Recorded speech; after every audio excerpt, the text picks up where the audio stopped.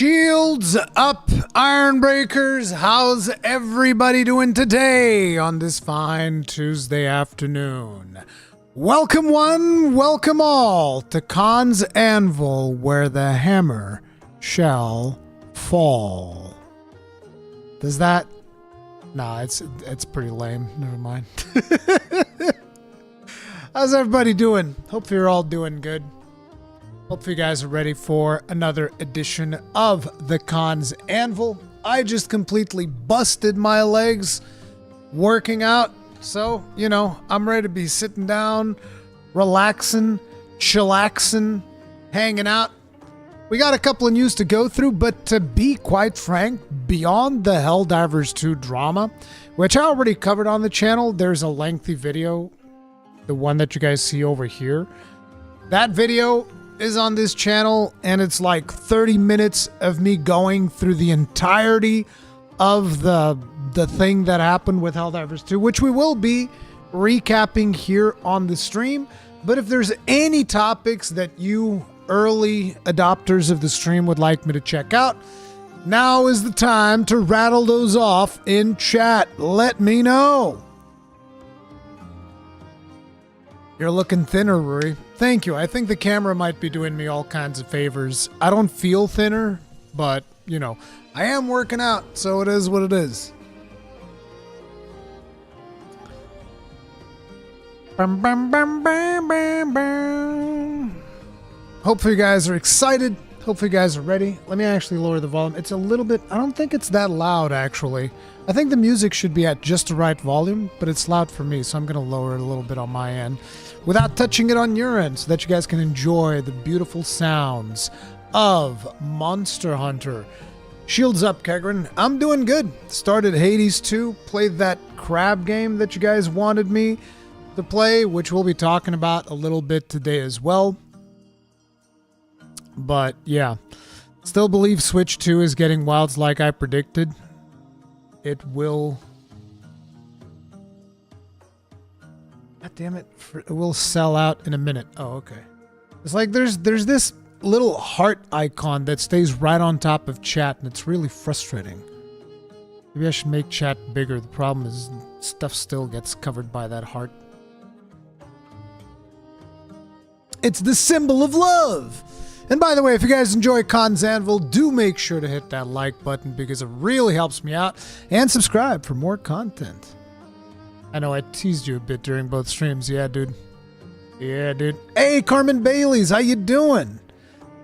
They'd be crazy not to put Monster Hunter on the new Switch. I don't know if the new Switch is going to be able to handle Monster Hunter Wilds. Because there's rumors going around that the new Switch is not going to have that much of a hardware leap. So yeah. Who doesn't hate hearts? Yeah, I know, right? I hate the heart. Imagine liking things. God damn it.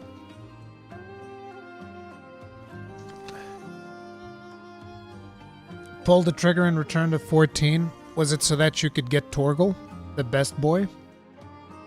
I'll be happy when the new Switch can handle Minecraft fine. Yeah. Yeah, dude.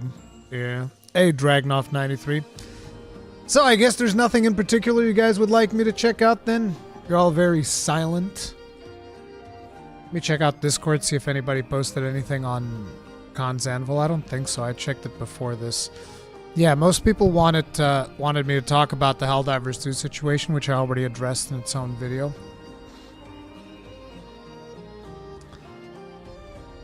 Okay, this all looks good. So I guess we can proceed with the regularly scheduled programming. Rurikhan excited for Shadow of the Erdtree? Always. I need to get started on making a new character though. I'm not sure if I'm particularly excited for that. I almost wish like, hey, can I just snap my fingers, have a character ready to go? Because there's so many games that I want to play right now. I've been playing Final Fantasy 16. I've been playing, you know, Hades 2. Been playing another Crab's Treasure. I need to play some more Remnant 2. And somewhere in the middle of all that, I'm expected to level up a brand new Elden Ring character. You know what I'm saying? You could on PC, I'm sure, yeah, but I don't cheat. I don't like cheating. I don't think there's anything really interesting except Hades 2 Early Access. Yeah, we're going to be talking about that too. You still need more time in Rem 2. Yeah, that's what I just said. Although, I feel like Tragic kind of spoiled where you can get the new class, which I don't think I was ever going to get that. He only gave a tip, which pretty much makes me look at a specific room in the game that's got quicksand on it, and I was like, oh, okay, so it's over here, probably. But I feel like you need to be really lucky to land on that, or just very inept at navigating that room. You're not going to play Monster Hunter Stories 1, right? I don't know. Are you into Path of Exile? Never get you playing that. I've played Path of Exile before.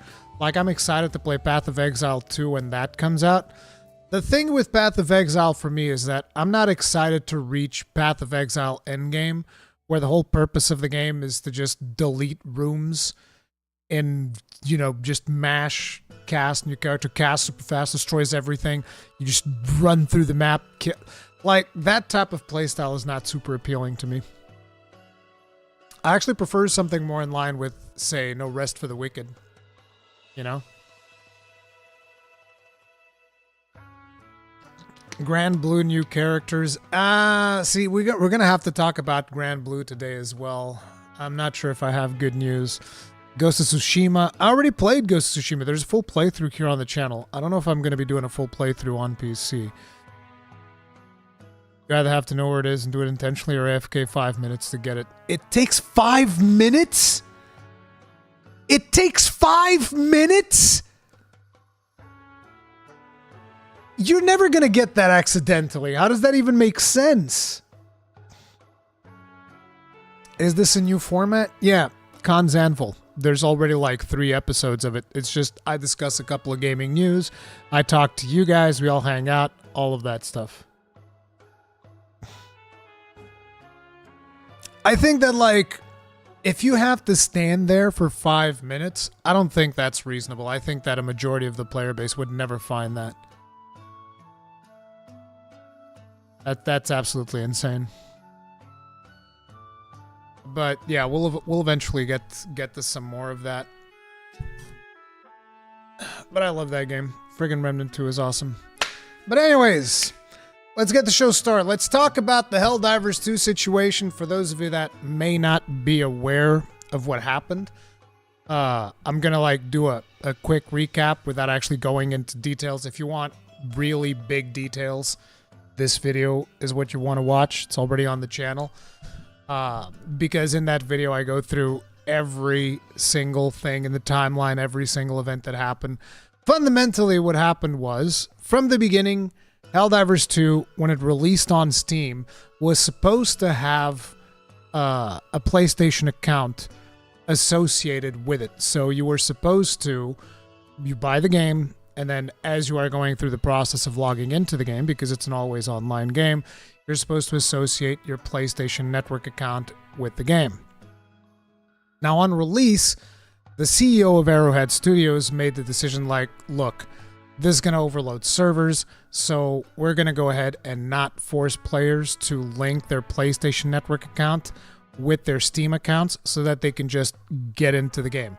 Because for those of you that don't remember, Helldivers 2 had some server issues. As a matter of fact, if you go back and you watch the live streams where I first streamed Helldivers 2, you'll notice that me and Wada experienced some of those problems, whether that was queues to log in, whether that was us playing and not getting any progress done on our characters because the servers wouldn't register the activities that we actually had done.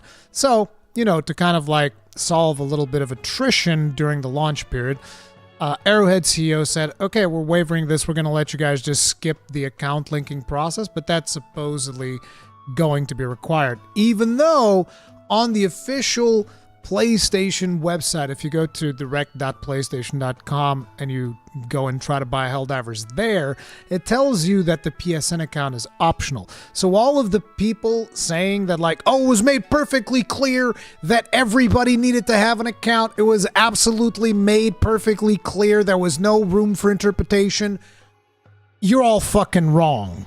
On Steam, it says one thing, and on the PlayStation website, it said something different. So it wasn't made perfectly clear that everybody needed to have a PlayStation Network account. Now, for me, this was pretty much a non-issue because I already had a PSN account, so I just linked those two as I was setting up the game. Didn't make any difference. As a matter of fact, I actually expected it to do cross-save since it was linking accounts, but it didn't do cross-save progression, and I was like, well, why am I linking my accounts then? This doesn't even make any sense. There's not even any advantage to me linking my accounts if I can't even have cross-saves, because that would have actually been a quality of life feature where I would be able to, I play it here, and then I take my console somewhere, and my character is also on PlayStation, and I can continue to progress there.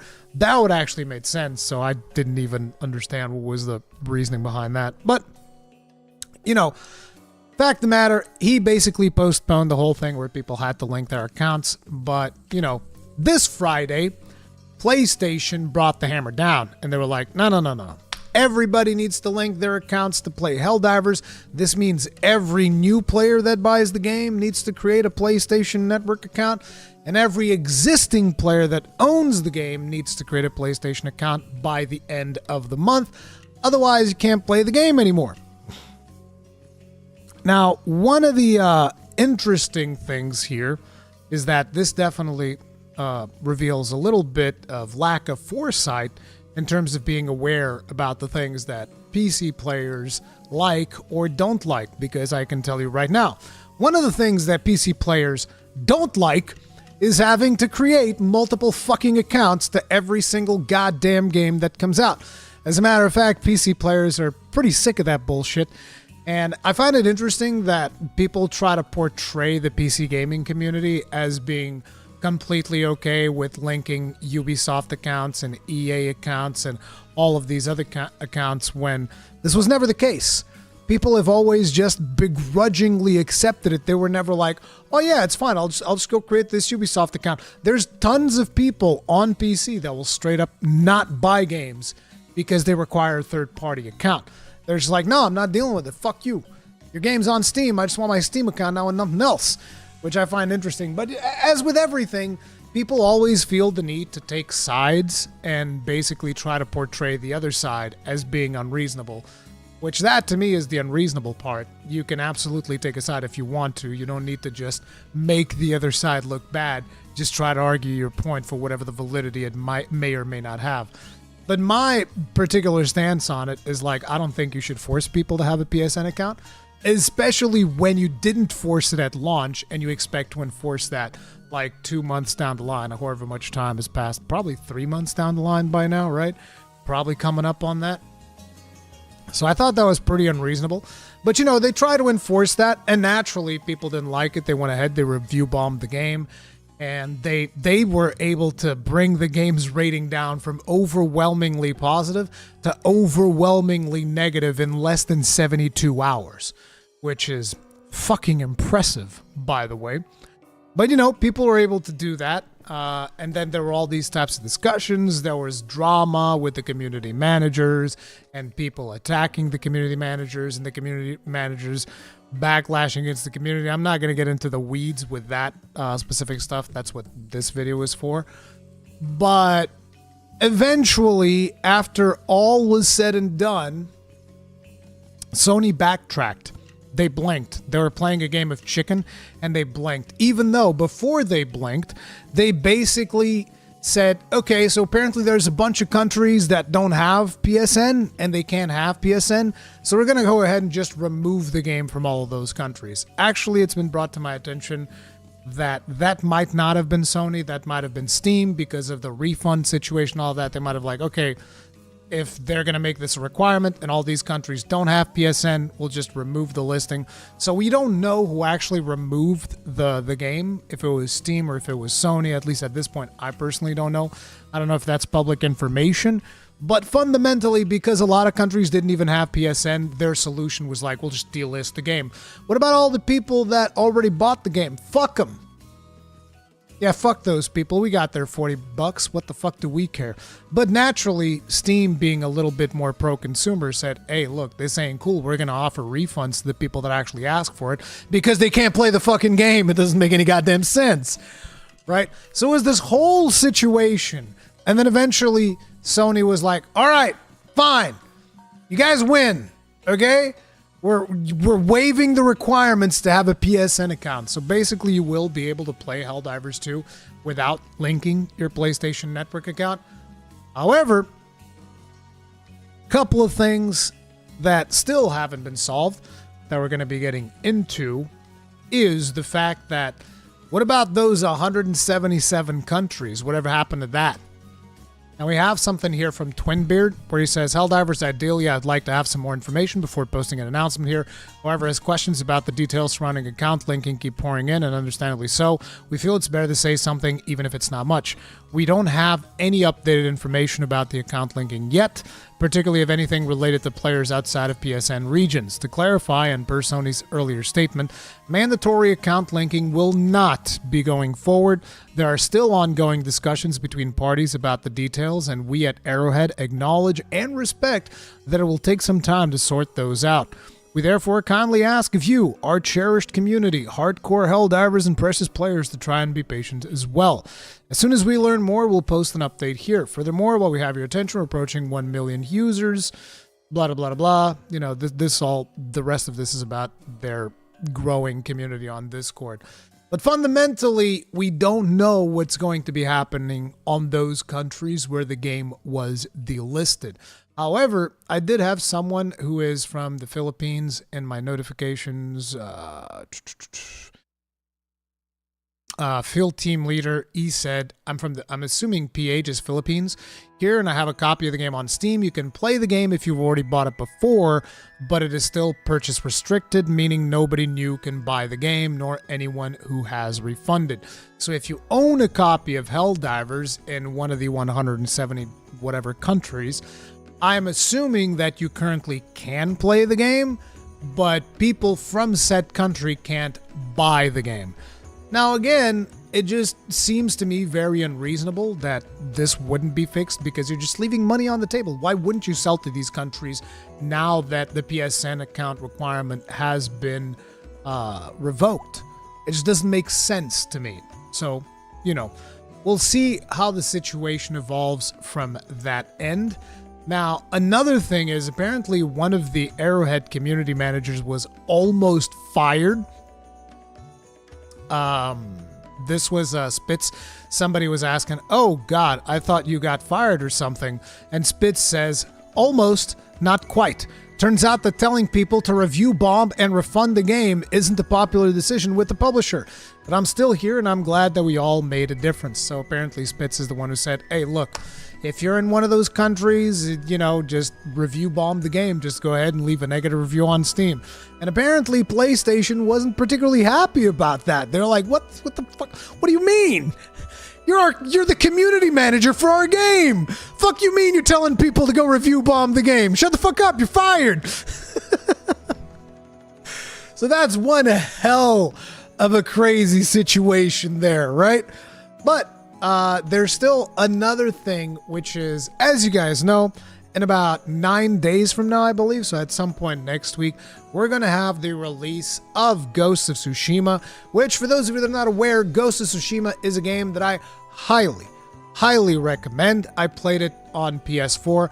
Absolutely loved that game, liked it so much, played it twice in a row, played it for my review, and then immediately did a full live stream series on it. It was absolutely phenomenal. The game is awesome, and I think that it was an absolute travesty because if I remember correctly, Ghost of Tsushima came out the same year as Last of Us 2, and somehow Last of Us 2 won Game of the Year.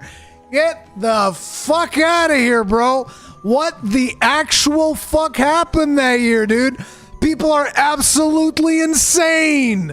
You're insane if you think The Last of Us 2 comes anywhere close to Ghost of Tsushima. You are crazy. There's something wrong in your head. All right? That's what I'm going to say from every point. That means from gameplay to art style, to visuals, to story, narrative, whatever the fuck point you want to bring, Ghost of Tsushima kicks The Last of Us 2 ass. All right? Now, I understand that the jury for the Game Awards is basically made of a bunch of people from mainstream media who got really excited about Ellie is her name, right? They got really excited about Ellie having a lesbian relationship with another character, which, by the way, was already present in The Last of Us 1, and nobody really, was upset by this. But they got super excited about that, and the moral story of The Last of Us 2, which is all about, oh, vengeance is bad. So you're gonna edge me on the whole fucking game and not let me orgasm? Fuck you! I actually liked about 60% of Last of Us 2 because I got to just run around, kill a bunch of people as revenge for what they did to Joel. But then they didn't let me finish the job? That was some bullshit. I want to finish the job, all right? When I get the job going, I like finishing the job. I don't like leaving things half done. Carmen Bayless, thank you very much for being Rose with us for 15 months. Tip of the hat, appreciate support. Thank you. And yes, thank you very much. And I hope you have a good day, Carmen. But yeah, dude, it's like, bro, no, forget about it. Ghost of Tsushima way better.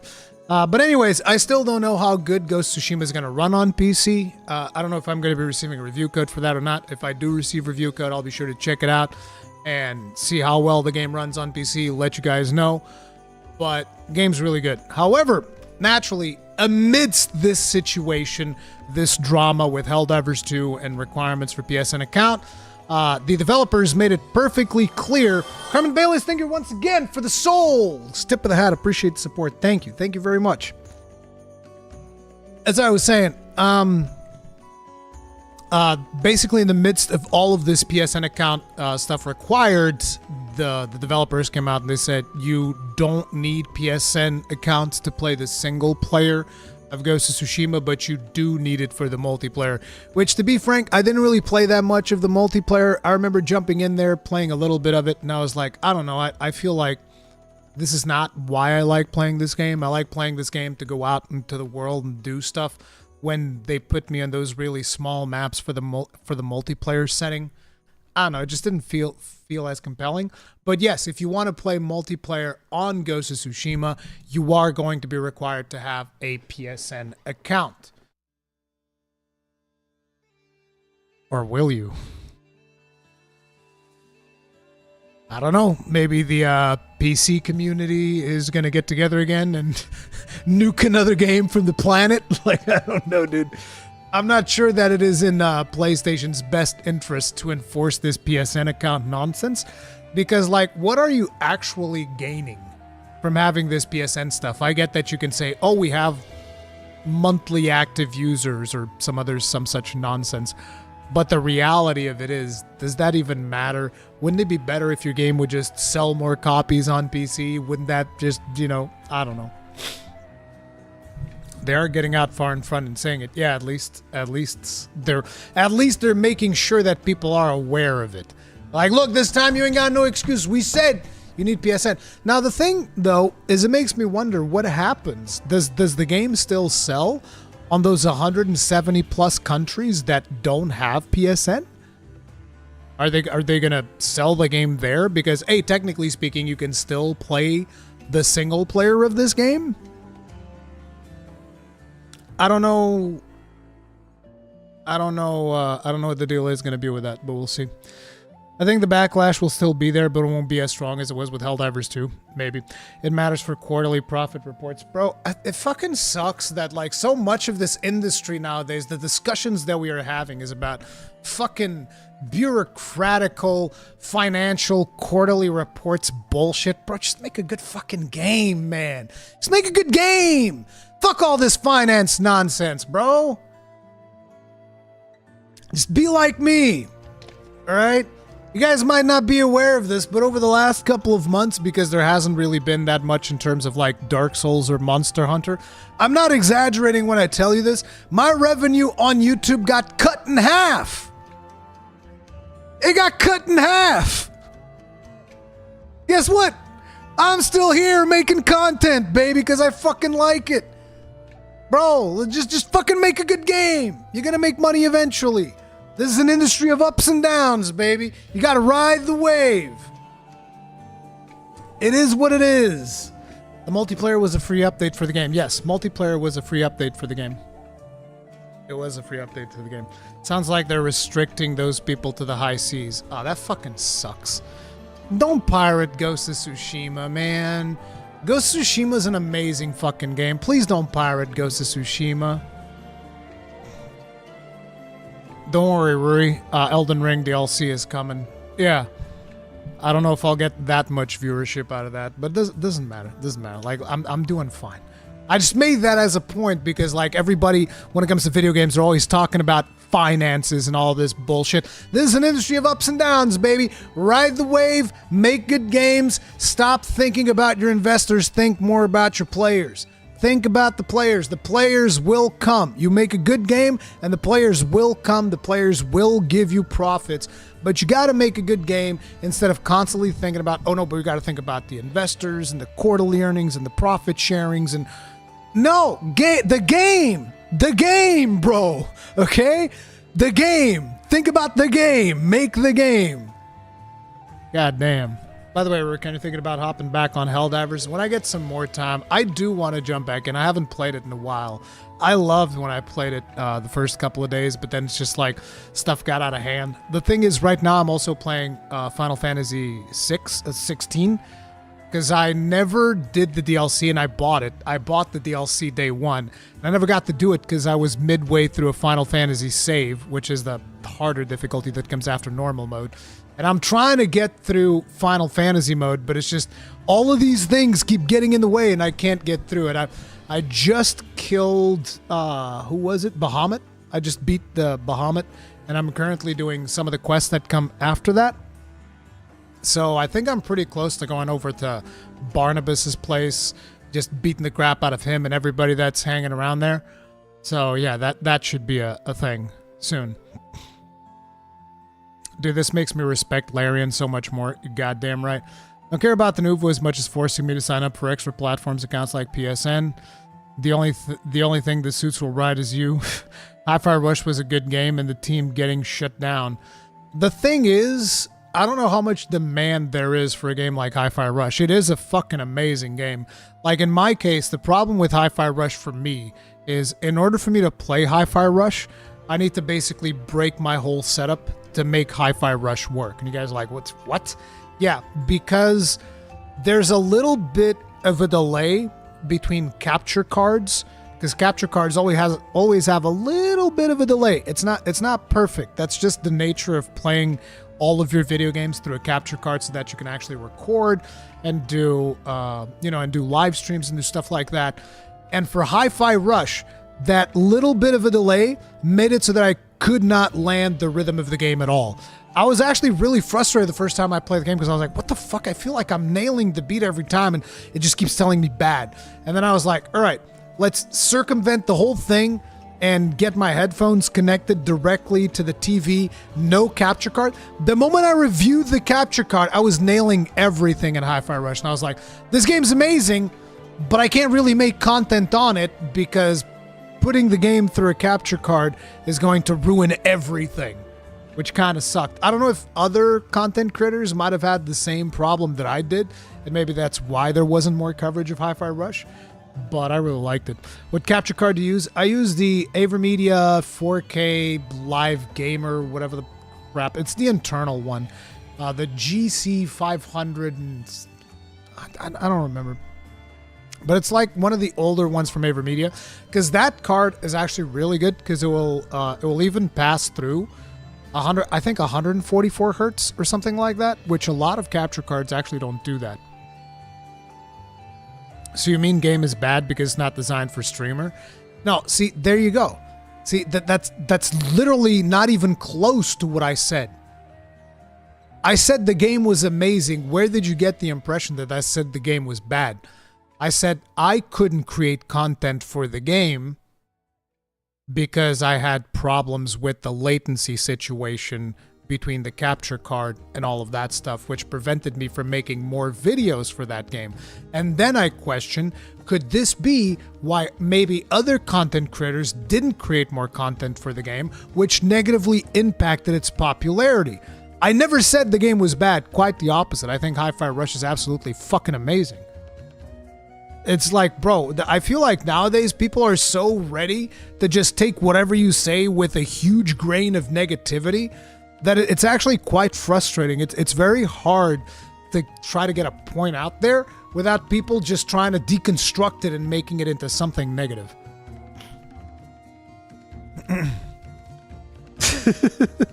No worries, Pensu. Thought you said the game isn't well received. No, the game was awesomely received.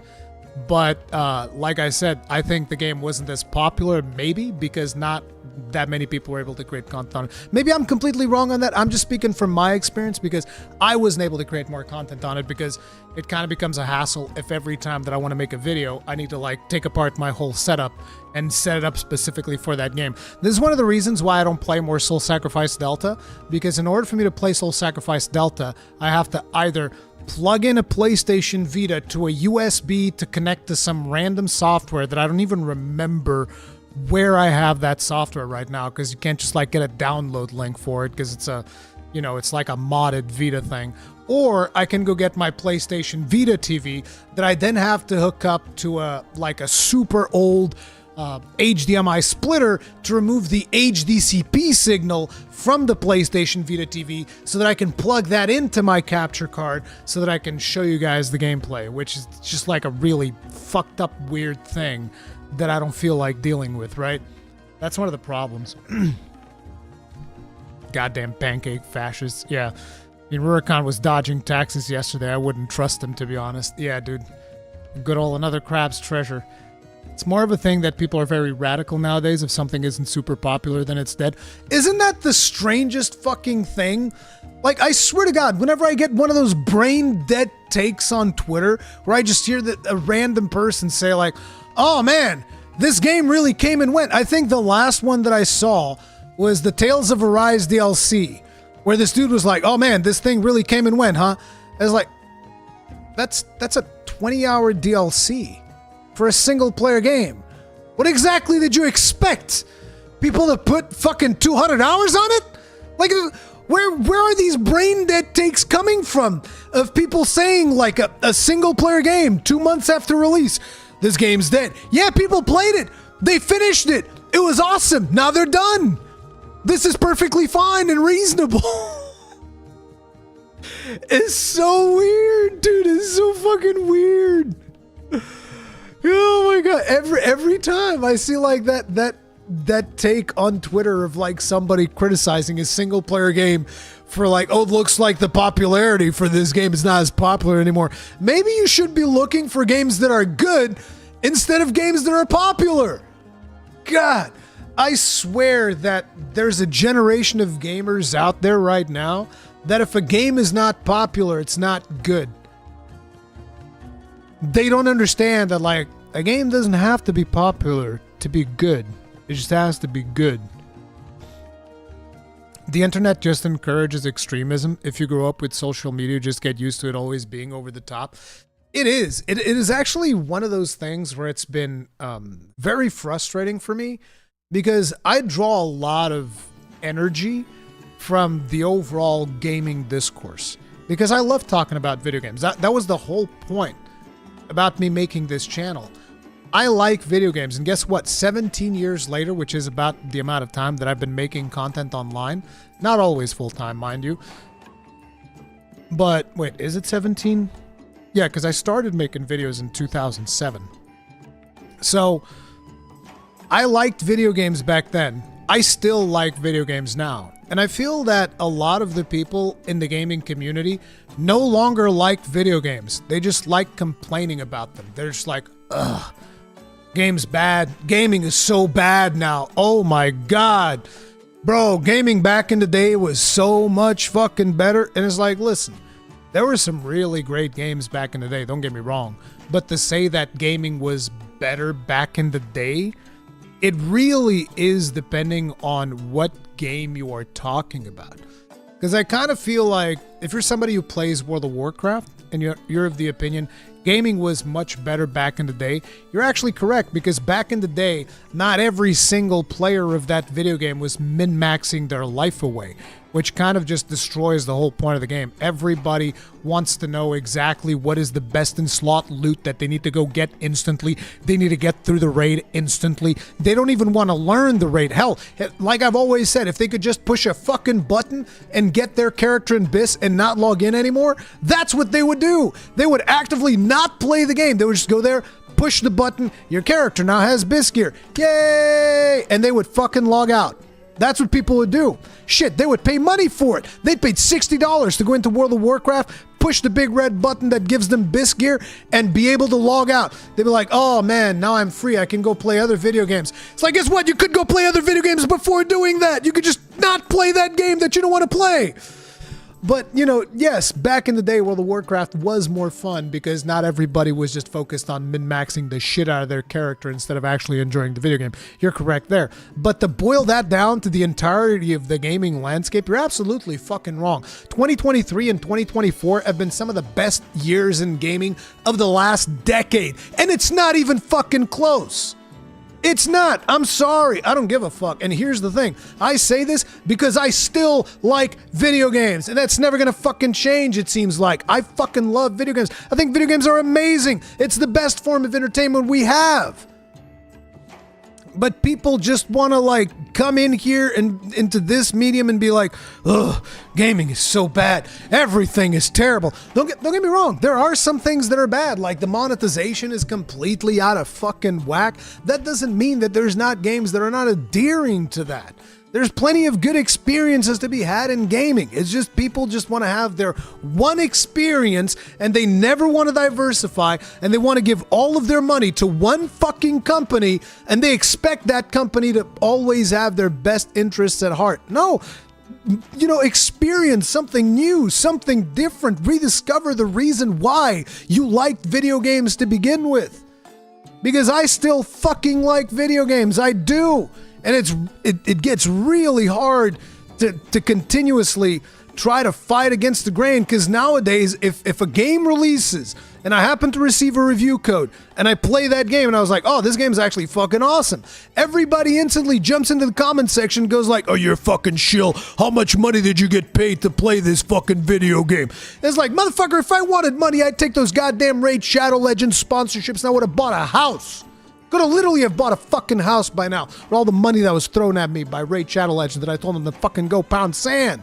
Get the fuck out of here. Jesus fucking Christ. If I like a fucking video game, doesn't make me a fucking shill, because I just like video games. I don't give a fuck.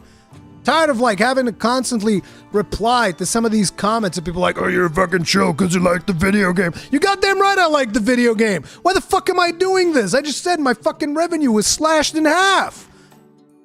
I do it because I fucking like it. If I wanted money, I wouldn't be doing videos about video games. It's a fucking shitty industry if you want to make money. Let me tell you that right now. Not to mention making positive videos on video games. That's even the worst mistake. You should be making the worst possible, most negative videos of all time, which is why you see that shit all the goddamn time on YouTube. Everybody telling you that gaming is at the worst it's ever been. Because that gets views, because of the negative biases in our brains for survival reasons. We've evolved to, you know, respond better to negative influences. God damn, dude. Rory, think of your heart, brother. Yeah, dude. It's like, I don't know, this one's been boiling up for a while. I actually wanted to make that into its own separate video, but I don't know, Friday was just rough trying to make videos because there's just been too many good games, and me streaming all of those good games. Like last week on Friday, I was like, bro, I can't even get like 2 sentences stringed together to make a video. I was like, trampling all over myself, not being able to actually speak.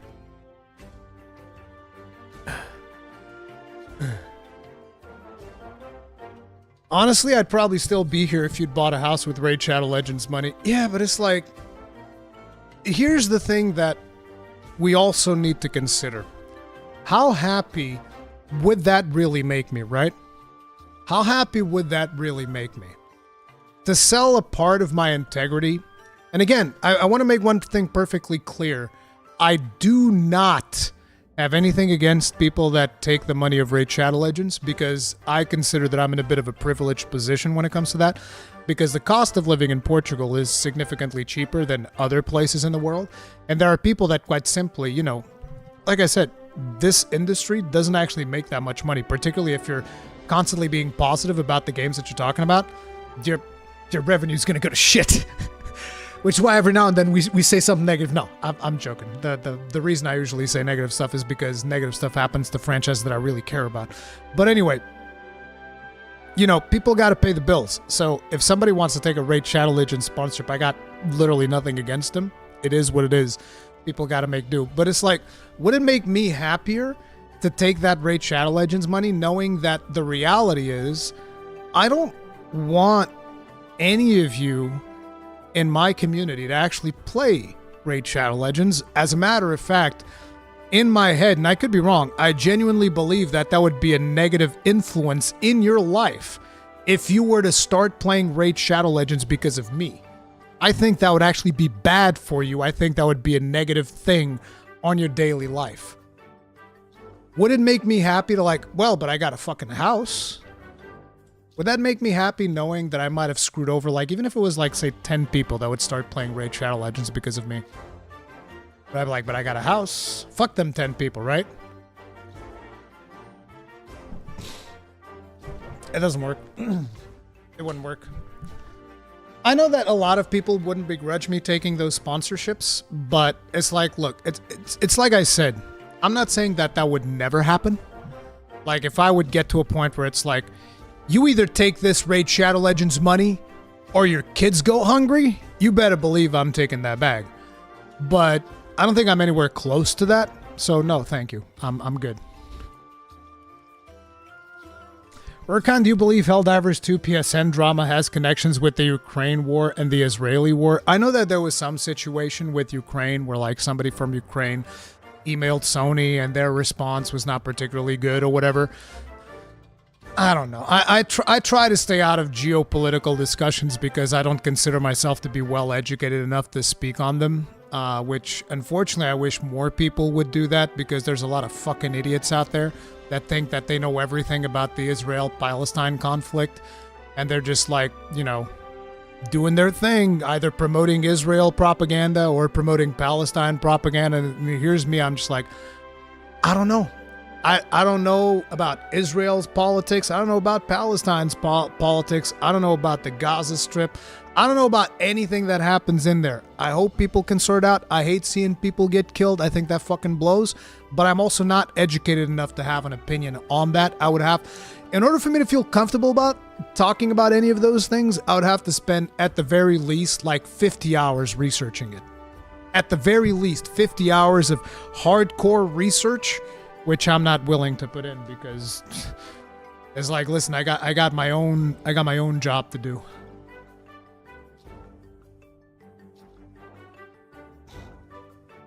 Capcom needs to come up with a way for you to be sponsored by them.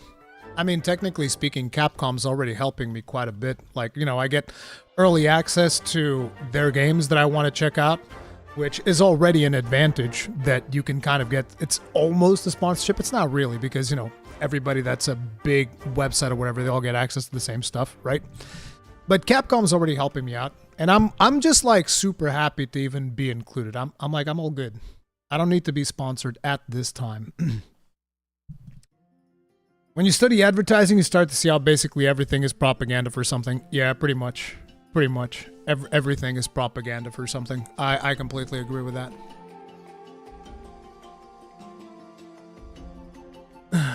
But yeah, anyway, guys, if you guys are enjoying the stream, do remember you can hit that like button. It helps me out a lot. And you can subscribe to always stay up to date with the content that I'm doing. I really appreciate that. And both of those things are completely free. And it helps out the channel quite a bit. So let's talk about something else. We already talked about all the Helldivers shenanigans and all of that good stuff. Let's talk about this game. So we played this game yesterday. This actually turned out to be more fun than I initially anticipated. I like the game. I think the game's fun. But now I'm a little bit divided if I want to be playing this or if I want to be playing Hades 2. Because these are two, you know, I started playing this game, Hades 2 released, and then this morning I played Hades 2, and I was like, oh man, I'm also having a lot of fun here. So having to divide myself between two games, that's one of the things that I kind of suck at. I suck at playing two games at the same time. I like focusing all of my attention in one game. I'm a one-game guy. I'm a monogamous gamer. You know, whenever I'm playing a game, I want to be playing that game until I feel like I'm done with it. That's kind of like how it goes. But Another Crab's Treasure is actually a really fun game. Now, you guys can tell me in chat, because I know that a lot of people in my community have already played the game. Is there another weapon that you get besides the fork? Do you get another weapon besides the fork, or is it just fork? It's just crab with a fork until you finish the game. Because I know you get the umami spells or whatever. A hammer? You get a hammer? Okay. That might be better. Better than how Akalon plays, dude never finished games. Akalon finishes games, but he only finishes games from CD Projekt Red and World of Warcraft. So he probably finished The Witcher like 50 fucking times, and then he finished Cyberpunk's 2077 50 fucking times, but he won't finish anything fucking else. All right? He plays World of Warcraft and CD Projekt games. That's what he does. You just upgrade the fork, or you can make it into a hammer using shells. Oh, you need to use shells to make it into a hammer? I don't like that. Focus on crab game first, that way you don't finish with early access of Hades 2. Bro, but Hades 2 is so goddamn addicting, though. That's the thing. But yeah, I think that the team who made this game actually did something really good. The thing is, I always have these things about games where there's this fantasy about the character, and it is so hard for me to relate to the character being a fucking crab. And it's not like I need every character to be a self-insert, because you guys know I played, I don't know, fucking 100 hours of Stellar Blade 2, and guess what? I'm actually not a hot Asian woman, despite what you guys might think. I'm not a sexy, smoking bombshell of a South Korean supermodel. I know I look it, but I'm not.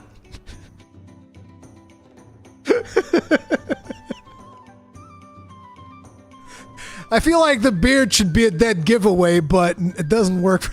I've been fooled. Shocked. Shocked. I've been lied to. I love you guys. This is so much fun, god damn it. Well, I'm out. Unsubscribe. Did I gaslight you, Neko? Why do I watch this stream then? But I don't know, there's just something about playing the character of a crab that is not as appealing to me, despite the fact that, mechanically speaking, the game is pretty fun. Although those lobster-looking enemies, I feel like they might be glitched. Like, the way we beat this guy... Was this the first encounter that we did with him? Let me see if I can go back to where I first beat him, because the way I beat this guy was actually pretty disgusting. We just kind of beat his ass. Wait, we already have a can here, so it should have been... Yeah. Like, look at this. Look at the way we just beat his ass. I was like, oh, I'm gonna go up to the side. Wait, I'm dodging here. Yeah, we just go up to his sides, and then he can't hit you because he just keeps circling around. Like, look at that. Just go up to the sides, hit him from the sides, and these lobster dudes, you can just keep hitting them from the sides. Like, it feels like I'm cheating, to be honest. I was like, yep, get rocked. What filter are you using? It is very convincing. Yes, the hairline was my giveaway. Why is it always gotta be about the hair? Every fucking time, it's about the hair. Have you played Zao? No, I don't play a lot of 2D Metroidvanias. Why would Sony endanger the great success of Helldivers 2 had in the first place? Because of quarterly profits. That's what we've been talking about. He's locking. All you sounded gliss. Because, like me, you have no hair left. Shut up. I have plenty of hair. Look, look. It's right here. You guys can see it in the back. Look in the back. Look at all this hair in the back. Plenty of hair. There's plenty of hair there. And look at all the hair in my face. Gorgeous, man. Gru! How you doing, brother? See, Gru doesn't have the problems that I have. Gru has a gorgeous head of hair. He's like a metalhead. He's got like the metalhead hair. Right? He can go like... Just freaking go full metalhead. It's not a problem. Turn your face upside down. You'll be fine. You guys probably wouldn't even tell the difference. How much is hair transplants there anyways? No, Sephion. I don't have no plans of doing that. If I go bald, I go bald. It is what it is. It's all in fate's hands now. Those just cheap toupees you are using in your face. No, actually the beard is absolutely real. The beard is real. But yeah, Another Crab's Treasure is really fun. It's a really cool game, and you can tell the developers had a lot of fun working on it. But Hades 2 really has my attention. As a matter of fact, I wanted to talk a little bit about Hades 2. I was thinking about just showing some gameplay, but to be honest, considering that this is a run-based game, we can just do a run real quick. We can just, I'm not addicted. We'll just do like a really quick run, and it'll be fine. And I'll show you guys what the game's all about for those of you who haven't seen it yet. For those of you who haven't seen it yet. All right? So, we played it this morning. So there's like a full-on live stream already out there. I might have to like lower the volume or something because this is loud. Give me a second. This. Okay, this should be good. So we've done 8 runs. Famous last word is addicted, not addicted. No. You there? I'm 100% not addicted. I can quit anytime I want, all right? Just like cigarettes. So this is like your base. Let me actually swap over to gameplay mode. You guys get a better look at what the game looks like. This is like your base, crossroads, characters show up in here, they talk to you, they say a bunch of stuff. Dora, don't you pay any attention to what's been happening out there? Nope, can't say any of that rings. Yeah, I'm gonna be skipping most of this dialogue because I just want to like show you guys what the gameplay is like. This is where you get your side quests and whatnot. Prophecy fulfilled. There's a bunch of stuff to do here still. You get like your in-between run upgrades. So we're gonna go ahead and upgrade this real quick. Alright, that's all good. I'm just gonna go do a run real quick so that you guys can see. But basically in here you get your in-between runs, upgrades and whatnot. There's character interactions and all that good stuff. So we're gonna go over here, and then as you guys can see, we already unlocked the best weapon of the game, which is the axe, obviously, because it's the most dwarvish looking weapon. In here we can meditate, we can learn important things. I think I just learned this one. What's this one? Have less 30% attack. I think I can actually get rid of this, and I like that one though. I really want. Can I upgrade this? Oh, nice. We can upgrade the psyche. I see it now. Nice, nice. So here's what I can do. I can get rid of this. I can get this, and that leaves us with 1. Oh man, only 1. Oh, this one's 0. After every 5... Oh, so this one's like free. We can just equip this, but I don't have enough ash to do it. Rip, that's fine. Let's do this one. That's whatever. But basically this kind of like defines your overall build, and then in here you get to choose the weapons and things that you unlock. Umbral Flame sounds interesting. Once I get another Cinder, I'll be able to get this.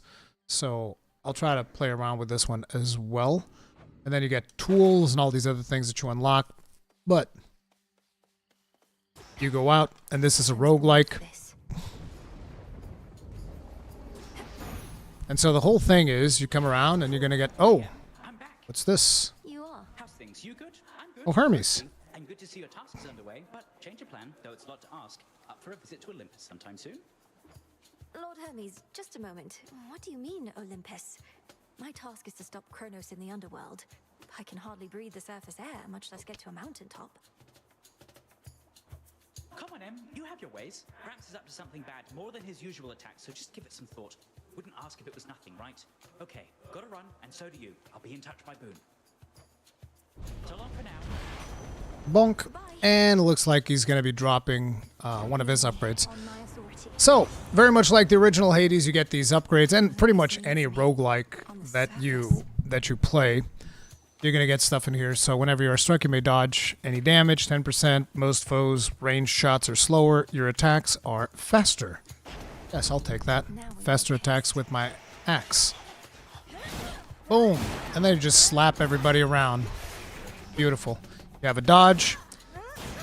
You attack things, and then you just get powers as you progress, and then eventually you fight bosses. Near all of the near endless pathways and suffocating. And you also collect resources as you go through, and these resources will allow you to like upgrade stuff that you would want in between runs. So sometimes enemies have shields. When they don't, your attacks will stagger them. Another really cool thing is that the soundtrack for the game is absolutely awesome. Because, you know, Supergiant games are awesome with their soundtracks, so... Boom! Get this, grab this, and smack this. How's the PC performance of a Crab's Treasure? It ran pretty well on my end. Okay, so in here you then choose, this is to get coins, this is to get a power from, I think it's Apollo? So we'll go get a power from Apollo. What do you think of the combat difference feels from Hades 2 and Hades 1? I don't know, because I haven't played Hades 1 in so long. I feel like both felt amazing, so no real complaints here. Kerblam!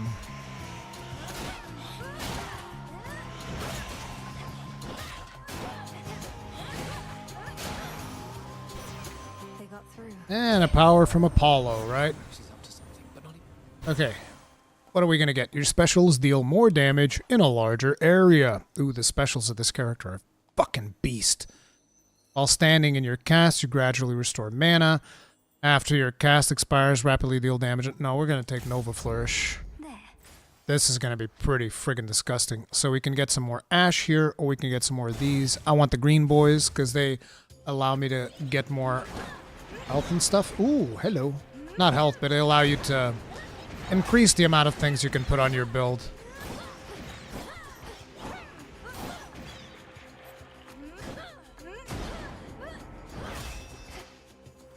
Alright. You don't have a shield, sir. So therefore you can die. You don't have a shield either, so you can die. Give me the green stuff. And then we have more health or more coin. I'm gonna take more health, because I'm greedy like that.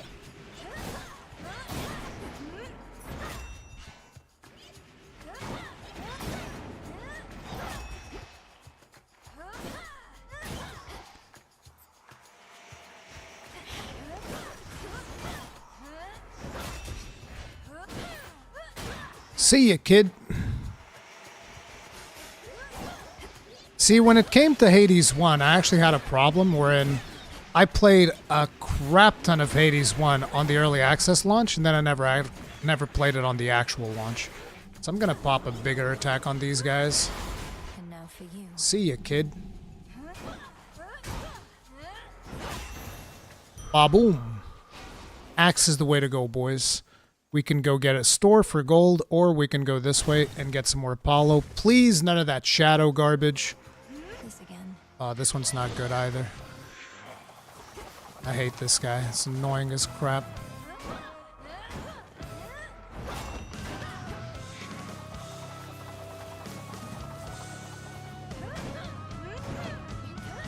Stupid tentacle is what dealt damage to me just now.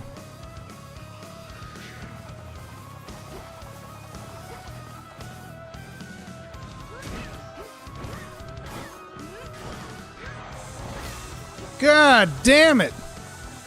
Nearly killed me!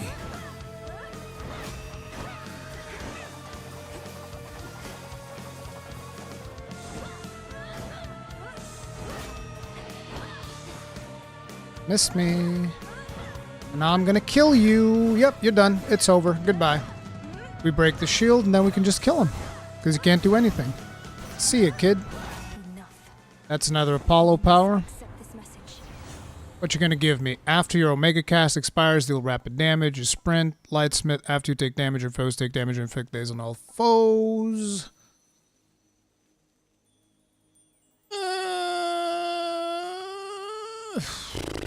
I'll take this. I don't really use that often, but these are not. This is not any of the boons that I would like. Compel. Oh, looks like eventually I'll be able to compel those shades to come work for me. That's nice. Is there controller support? Yes, I'm using a controller right now. Must have led me to this place. Oh, how nice. Into the purse. Oh, a cat. Are you lost, little one?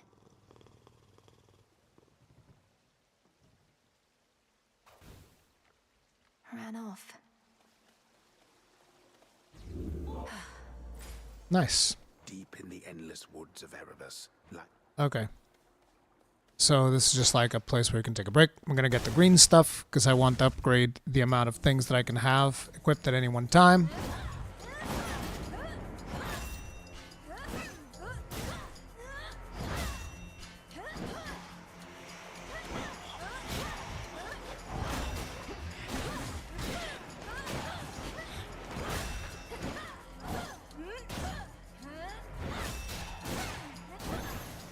Bro, you just wreck stuff. That's another 10. Beautiful. Which way? I'm gonna get the spider. Spider's gonna give me a pretty little outfit. Silken finery, so soft, divine. Give me... Tucked away. Threads can catch whatever comes my way.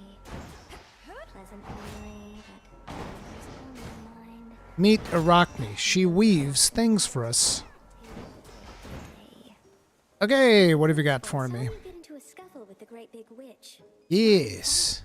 Yes. I aren't really See, these are random things that you can find while you are going through the world. Well, look, you show her for me the next chance you get, won't you? Yeah. Pressure, but I might be watching just in case. Yes. Don an outfit that grants 5 whenever you exit location, makes you channel 40% faster, makes... Oh, yes. Mana recovery. Even more. Lovely. Okay, so now I can really start pumping crazy mana damage out. Which is going to be glorious. Let's go. Do be careful out there.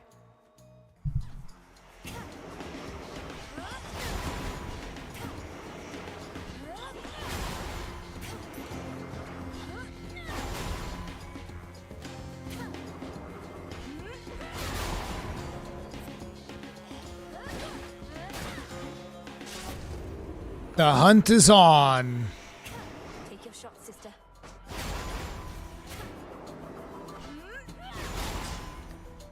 Bruv, y'all don't stand a chance. Nice.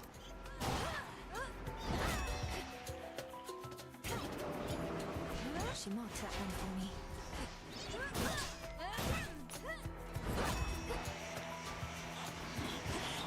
My.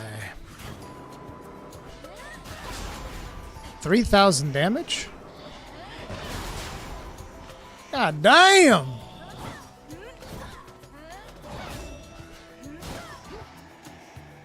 God damn! Look at them! They can't do anything. Nice shot. Bum, bum. Thank you, Artemis. Silver wheel, rank up. Oh, now it deals it has even more mana. Oh my god, this is gorgeous. Hermes finally got a hold of you, did he? Sounds like... Okay, Artemis, how can you say that? It's your home. sure Is thing. that even possible for you? Born of the underworld and all that? Then again, you're a witch. Must have a remedy for it. Sure, they want me to go there. Okay, any damage you deal may be critical. After you hit with your attacks or specials, fire a seeking arrow.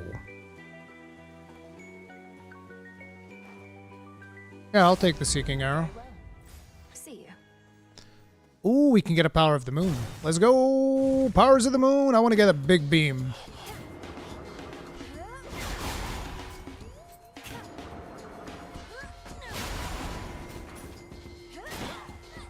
Bro, I'm just gonna be wrecking fools right now. This is the build, boys! Look at this. I'm just firing arrows. Get rocked, son. You ain't got nothing.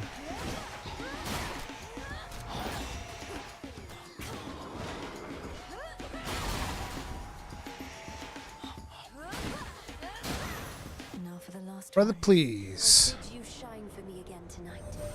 What do we have here? We need you where you are. Your battles through the underworld are consequential to the... Yes. This is probably like one of the things for me. Whereas like you guys are really focusing on the story and I'm just like, okay, look, the story might be really good, but I just want to get on with it. Your Hex fires a beam, deals 1200 damage. Yes, I want this. Give me this. Lunar Ray. Lunar Ray. Together we shine. Bro, this is the run.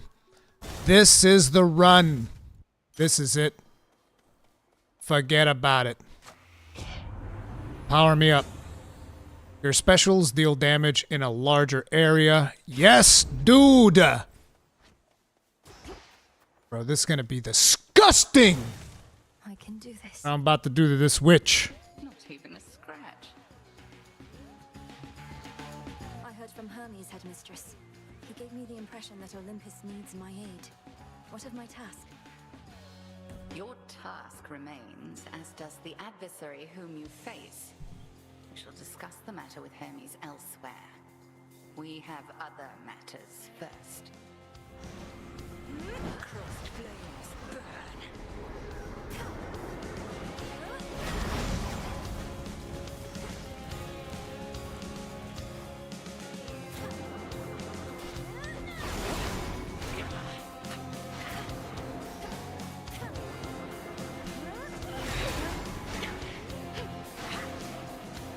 Bruh.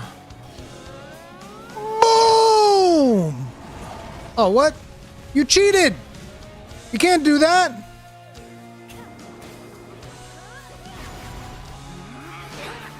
Bro, she's cheating. She's not allowed to do that.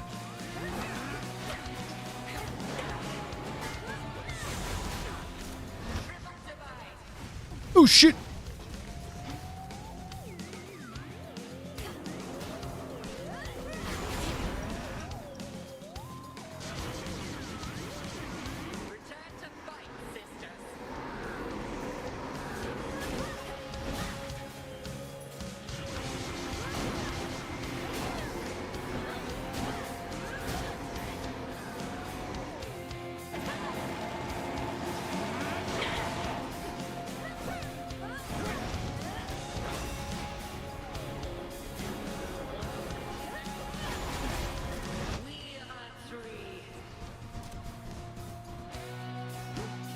Damn it. Damn it! You're about to break my outfit. Stop it.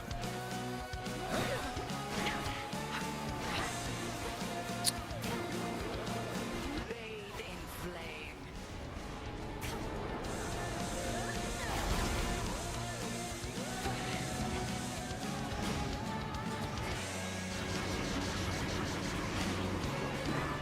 I hate the fact that it always catches up to you. I don't actually know if you can evade it or not.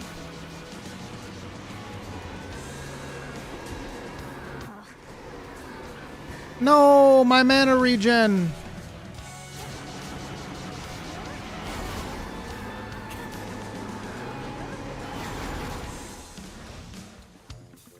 There's still one of them?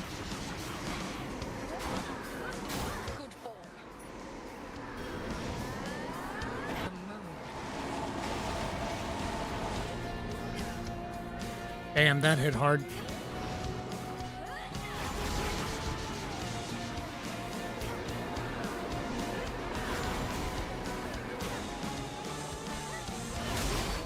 See ya! Satisfactory. You have The Book of Shadows. So I can now get that other thing. And there should also be this. We have 1,000 mana regen still going. Which is not perfect, but, you know, it's what we can get right now. Regen seems to be working just fine. It's limited. It's gonna run out. Ah, there you are. You have returned. Or lost lost your way, perhaps, in those interminable passageways beyond. I know where I'm going. Whom do I address?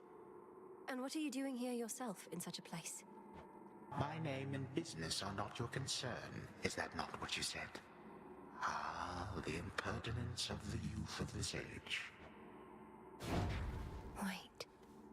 So basically, that was like one of the zones, and now we get to go into the next zone. Be great if my ring would replenish between zones, but it doesn't. The reason I have so much mana regen is a ring that I have, but it's limited. So if you look to the bottom left-hand side, it says 1075. That's how much mana will still regen for me. After that, it's gone. I'm kind of screwed. Hey, we're gonna go to firepower.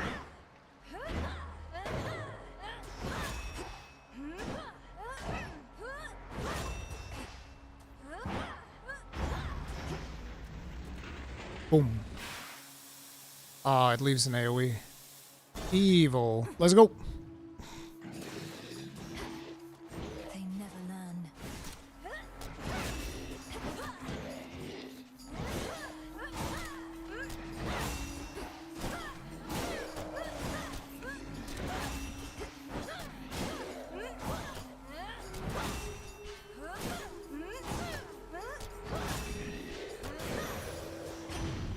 Let that be a lesson. Firepower. Where in those bloody depths are you, dearie? Underneath the sea?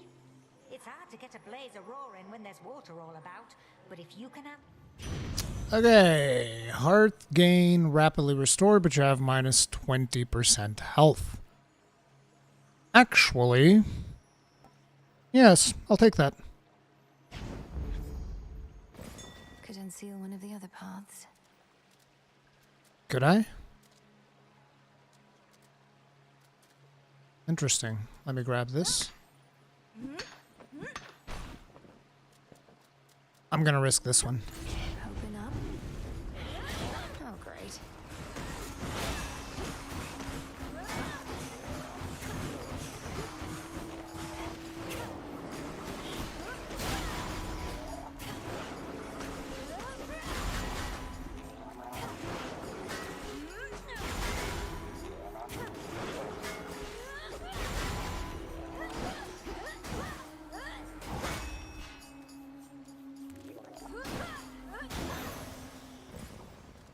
So this gives me a Hermes buff instead. I'll take that. Hey, that was fucked up.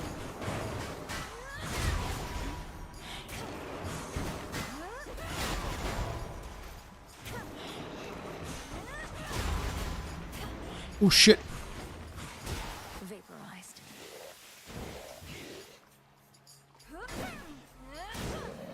Eh.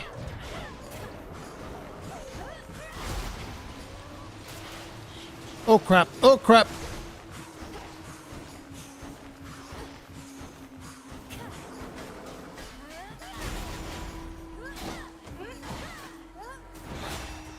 Losing a lot of health here.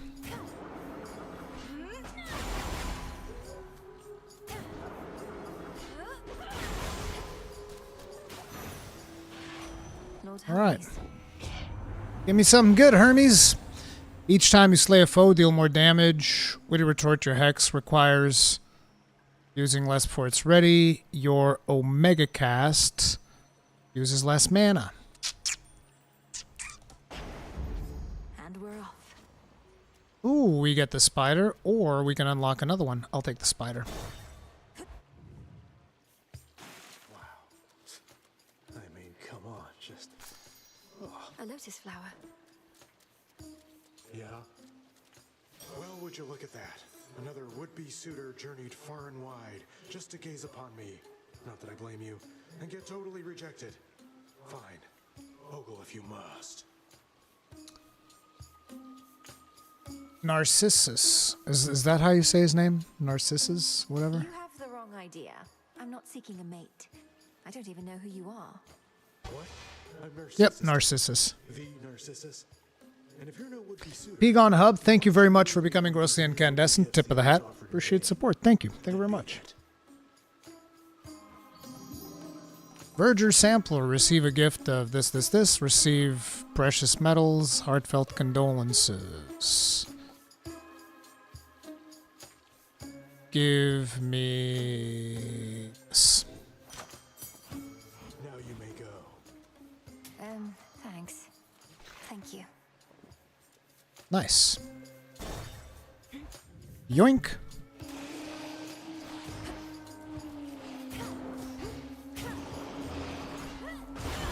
Serpents.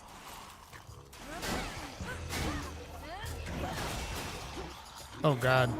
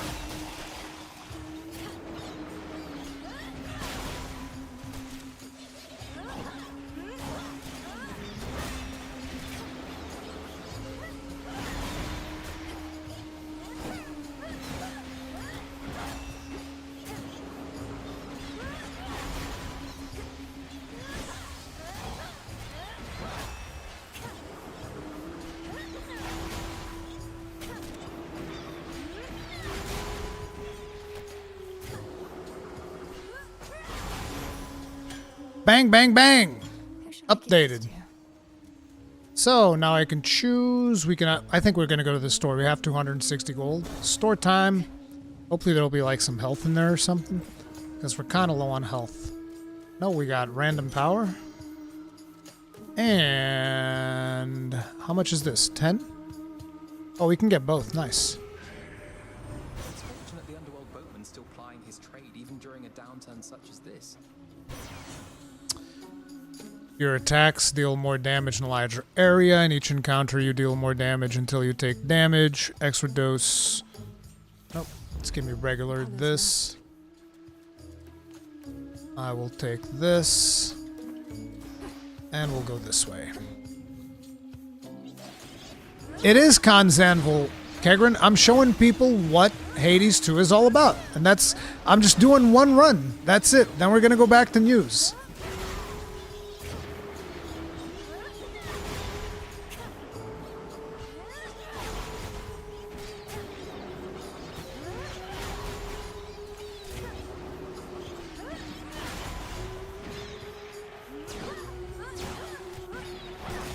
Jesus, look at the reach on my axe attack right now, though.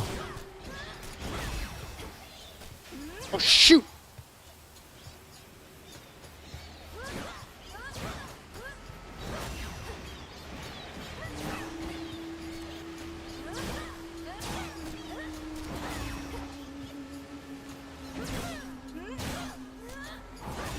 Look at that. Sure, we know how it is 4 hours later. No, it's bro, it is literally one run. How long have I been even playing for? It has to be like less than 10 minutes. It's not my fault that this run is going pretty well. Channel your Omega attack faster. Giga Cleaver, channel into your special. Fire it 2 times ahead of you. Your attack's a +10 power, and you take... Yes. Feels even sturdier. Yes. And we have another prophecy done. Now we can choose between bones or ash or unlock something else. I'm gonna risk unlocking something else. Oh crap, this dude's got yellow stuffs.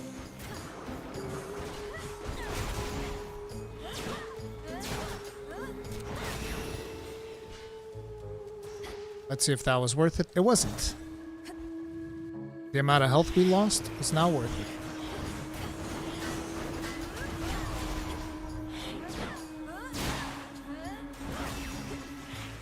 I need like health on kill or something.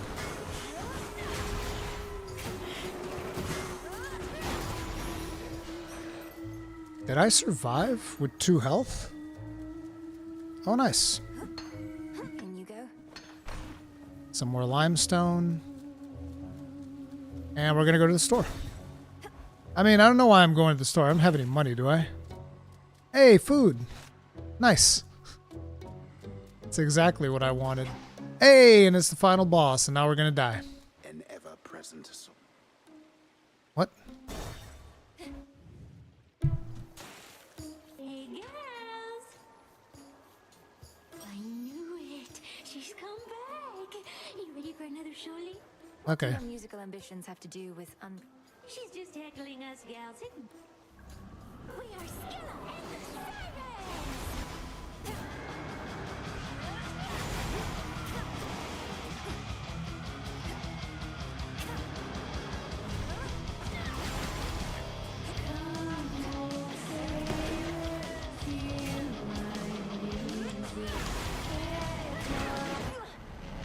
I had no health by the time I got there.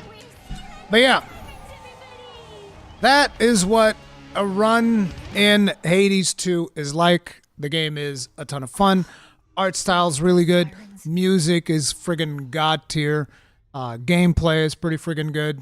And that is what Hades is all about. So at this point, you would come back here and you'd do like, you know, the usual maintenance of your roguelite stuff. Like, hey, we've completed what? We completed a couple of quests, so we can do this. We got 10 silver. We got a couple of plants.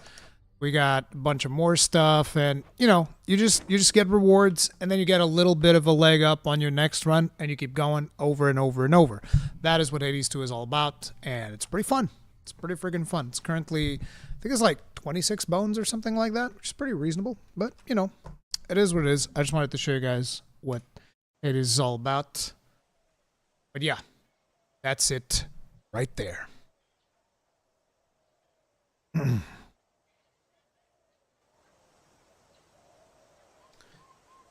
Show us another one. Yeah, right. Show us a win. What do you mean a win? You never win. You just lose later. This will be my next Binding of Isaac, just hundreds of hours. Yeah. So this has some kind of magic mana management thrown in. Yeah, my build has some mana stuff on it. Yep. Let me just swap over to this. And yeah. What is that expression? Just one more run? Once again, if you guys are enjoying Khan's Anvil, do remember you can hit that like button. It really helps us out. Thank you very much for doing that, and subscribe and all of that good stuff. Now, the other topic. This is Furukawa, president of Nintendo. We will make an announcement about the successor to the Nintendo Switch within this fiscal year. It will have been over 9 years since we announced the existence of the Nintendo Switch back in 2015. We will be holding a Nintendo Direct this June regarding the Nintendo Switch software lineup for the latter half of 2024, but please be aware that there will be no mention of the Nintendo Switch successor during that presentation. So,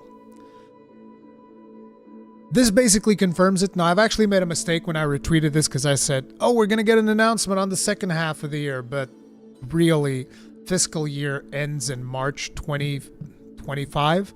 So basically, before March, the end of March 2025, we will have had the announcement of a new Nintendo Switch, the successor to the current Nintendo Switch. And as a matter of fact, let me just grab some real quick.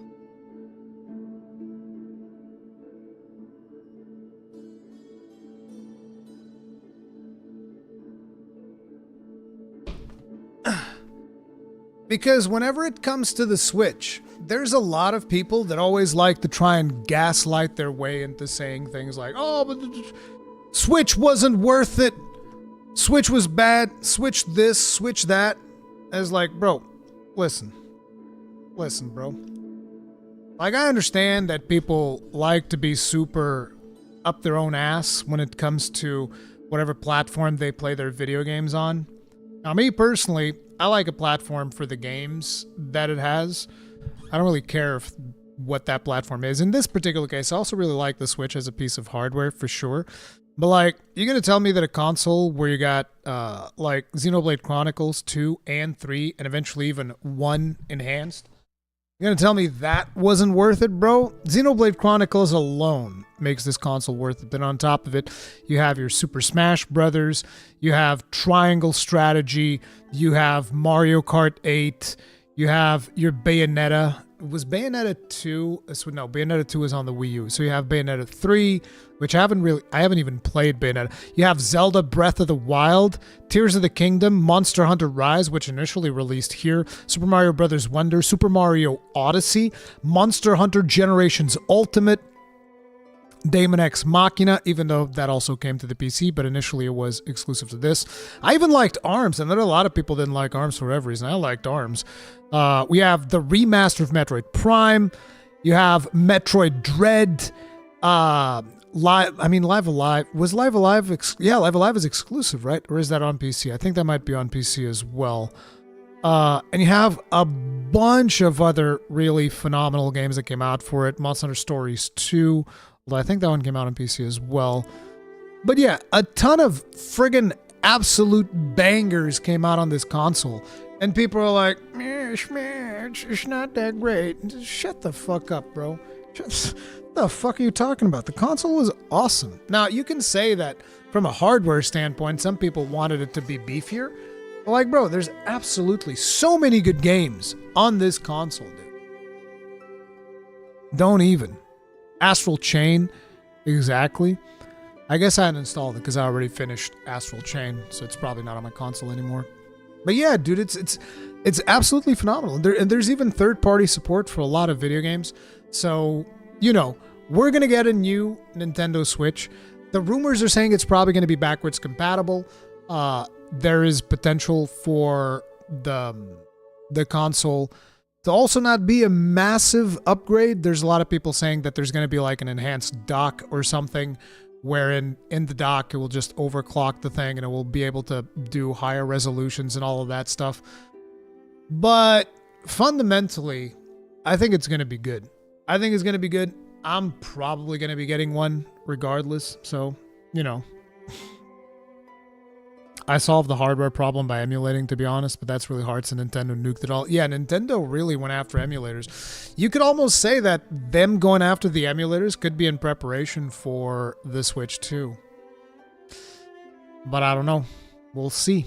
We will see. They need to boost older games on the Switch. I'll buy 10. Yeah, I think that's going to be something that they're going to be doing, because there was rumors like, God knows how many years ago, where Nintendo was telling their partners like, hey, get your shit together and start, you know, preparing stuff to have higher textures, because eventually we're gonna be coming in hard with even higher resolution textures and all that good stuff. So yeah. Rory, what about Monster Hunter 4U on Switch 2? What about Monster Hunter 4U everywhere? That'd be amazing. But hell, Monster Hunter 4U on the Switch would be amazing. I'm actually thinking about hosting a live stream where we'll react to all of the starting cinematics of Monster Hunter, kind of like as a celebration in preparation of the news that we're going to be getting in June. So that might be something that's happening soon. Maybe even tomorrow. Who knows? But yeah, I'm curious. Now, my prediction when it comes to the announcement of the Switch 2 is, if I was a gambling man, I would say more likely than not, this is going to be on the Game Awards. Game Awards is where it makes sense. I think it's one of the biggest stages in gaming right now.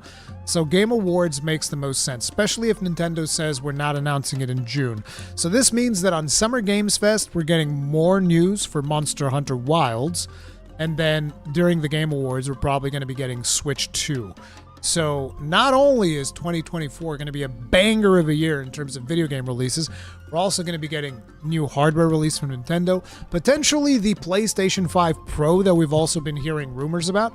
That could be something that gets announced also either during the Game Awards or during the Summer Games Fest. However, I don't think Nintendo would want to share a stage with Sony in that regards. So I think Jeff Keighley would rather announce the Switch 2 at the Game Awards if he was given the choice. So either PlayStation 5 Pro gets announced during the Summer Games Fest, or like some special event in November on PlayStation used to have those things, which was the PlayStation Experience. That actually makes the most sense. November this year, if they're announcing new hardware, it would probably be November this year for the PlayStation 5 Pro. And then in December, you hear news of the Switch 2. God damn. Guess on the time between announcement and release. I don't... It's like... I'm 99% sure that they're going to be using the entirety of the fiscal year, which means that most likely Monster Hunter Wilds will be at some point March 2025. Like, let me actually look at March next year. If we were to go to March next year... Wait, this is going back. So, if we're to go March next year... 27th of March. Either the 20th of March or the 27th of March. Most likely the 20th. Well, no, the 20th, so that they would have a headway to sell a bunch of copies before the 20th of March, around the 20th. Between 19th, 20th, or 21st of March is when we're getting Monster Hunter Wilds. That would be my prediction. Because, again, of fiscal and all of that stuff. I mean, for Switch 2.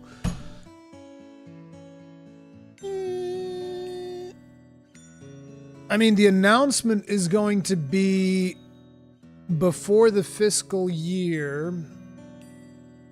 I think Switch 2 releases in summer.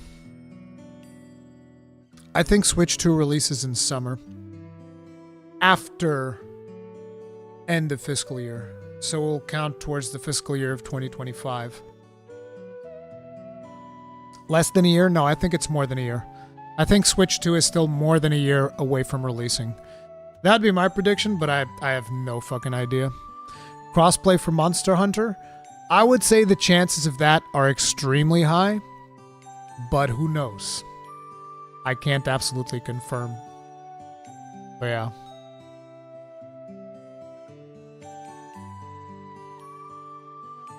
I don't know if that'll be the case or not. But those would be my predictions for both Monster Hunter Wilds as well as the Nintendo Switch 2. So, a couple of more things. I forget if this was announced before the last Cons Anvil, but I never really brought it up. But we have the requirements for Senua's Saga Hellblade 2. And, like, I'm actually curious. I need to hear from you guys. Because, like, I've had Mr. Tummy Giggles try to tell me, oh, these requirements are absolutely fine. And I'm looking at these requirements and I was like, no, I don't think so. This feels steep. This feels real. What do you mean worse? It doesn't get any worse unless they require the 4090. Like, am I crazy, or are the Senua's Saga Hellblade 2 requirements a little bit on the high side? Not to mention that immediately below the requirements, they say higher frame rates or resolutions can be achieved with use of DLSS 3, FSR 3, or XESS 1.3. I don't even know what the fuck that last one is. But it's like, they're already telling you, by the way, we support the stuff that, you know, it's like, bro, you're trying to tell me if I want to get like 60 FPS, I need to use the AI bullshit. I can't even get it natively on the most expensive hardware in the world? Like, what the fuck what? I expected a 4090 for 4K? No. I don't agree. Especially when you take into consideration, right? If this is going to play anything like the original Hellblade, it's like these are kind of corridor levels. This is not an open world game. This game is going to be like, I don't know, less than 20 hours or something like that, which I'm not complaining about. I'm just saying in terms of scope, how is this going to be this demanding graphically? This feels way too high. In my opinion, this feels way too high for the requirements for this game.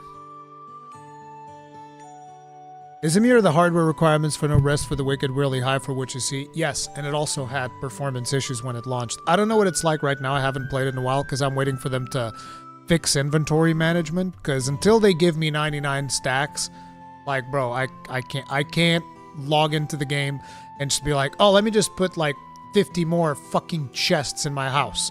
I love that game, but no, okay? Give me more quality of life in my inventory. Otherwise, I don't feel like playing it. It's too much. Too much hassle on the inventory side of things. Like Digital Foundry said about Alan Wake 2, specs don't mean much until we see what each setting looks like. Medium might already look amazing. I don't know. This might be the most next-gen title to date. It's like, the thing is, the gameplay that we've seen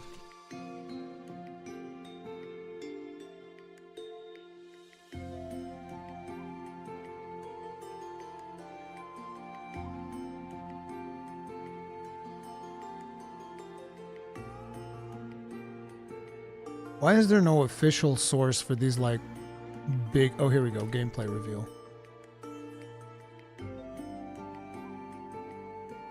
Let's go ahead, max this bad boy out.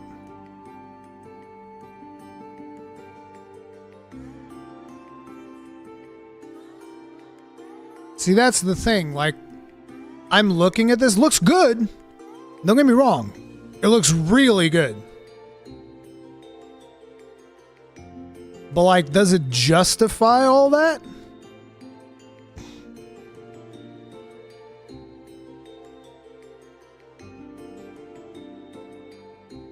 It looks damn good. I think the game looks really good.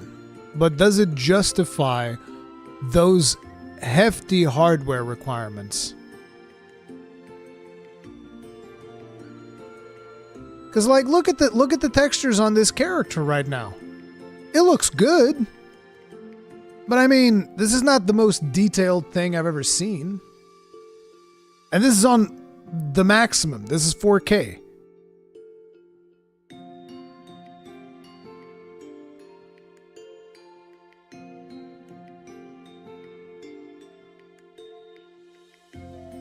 Not to mention that on top of it, they're using all of these cinematic filters, which just make everything look blurry. Which kind of defeats the whole purpose of like, oh, we're gonna get these fucking 8K textures on this bitch, and then we're gonna blur it out with a filter. It's like, what? You know, again, it's their artistic vision. They're free to do whatever they want. I just feel like those requirements are hefty as a motherfucker. Was this the old trailer? This is the trailer that shows gameplay. I don't know if the new trailer shows gameplay or if it's CGI or what the deal is. So, I looked for a gameplay trailer. That's all I'm saying. Again, I love the first one. I think the first one was absolutely phenomenal. But, you know, these are some pretty hefty requirements, is what I'm getting at.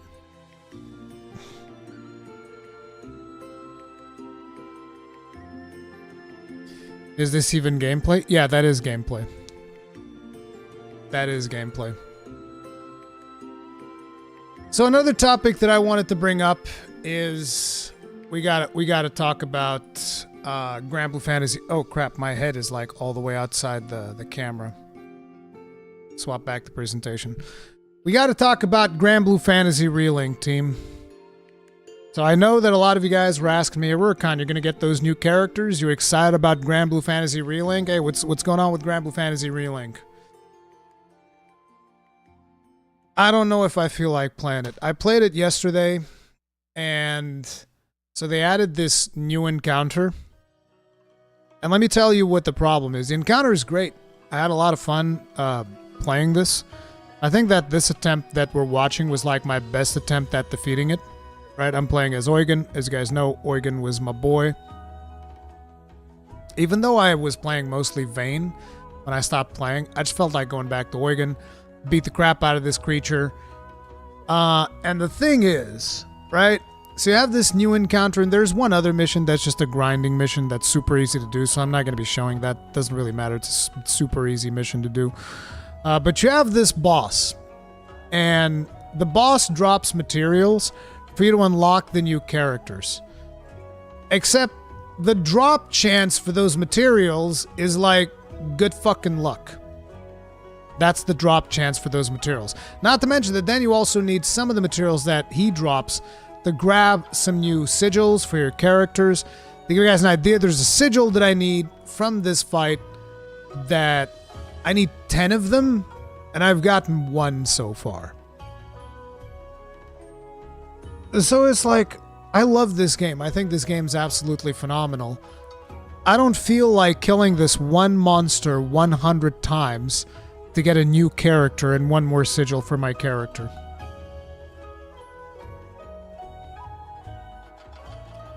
So I just feel like they kind of what this game needs for me to jump back into it properly is I just want an ultimate expansion, you know? I want more content, because when Lucilius came out, I was like, oh, this is great new encounter. We kill Lucilius, and I was like, okay, all of the things that you need to grind is basically go kill Lucilius 100 more times.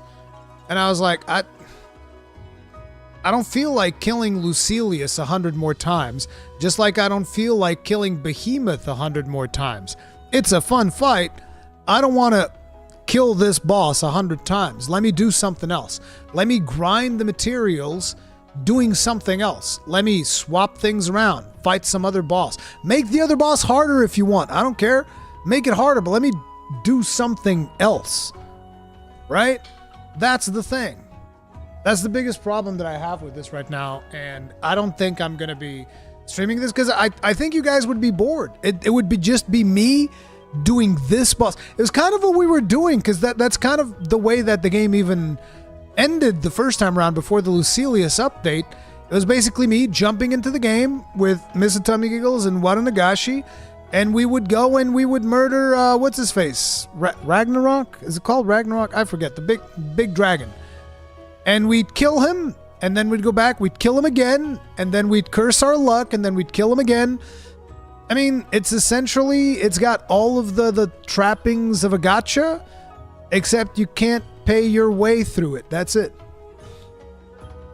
I don't know how many of the Ragnaroks we killed. We killed a crap ton. You've already killed it more than 50 times. Yeah, I don't feel like doing that. Like, it's fun. It's a fun encounter, don't get me wrong. It's an amazing game. I love this game. But I wish that they would have thought, like, hey, let's let players grind these materials in more than one fight. I don't think that having one fight to grind these materials is reasonable. To be honest, this was the same problem that I had with Monster Hunter when it came to the original Call to Wrath. If you guys remember, I spent 2 weeks of all of my free time during those 2 weeks doing absolutely nothing but grinding Call to Wrath for the shelling level 4 Gunlance. That was crazy. That's absolutely insane. You know?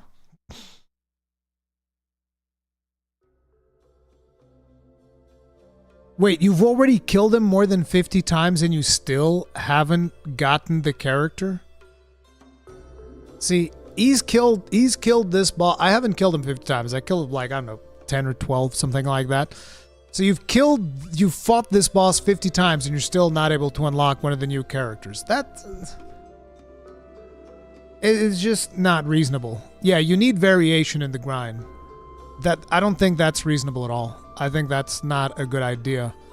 Your player base is going to burn out, basically. I have Tywin. I've not got her Terminus Sigil yet. Wait, what?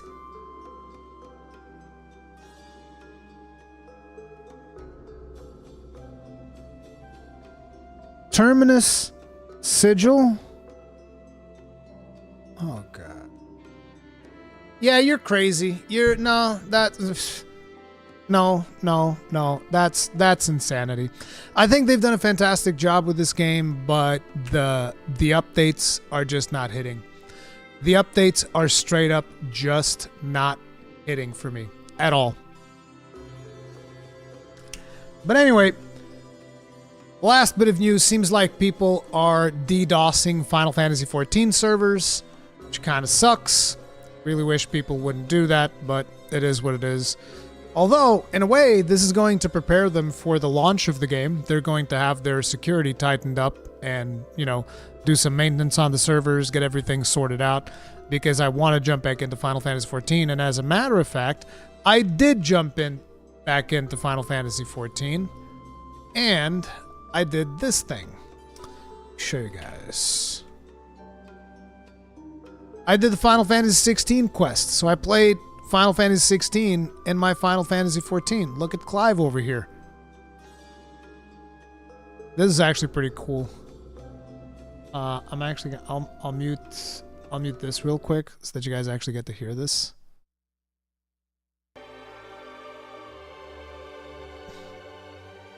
Because I know that a lot of people don't really play 14, but you might have played 16.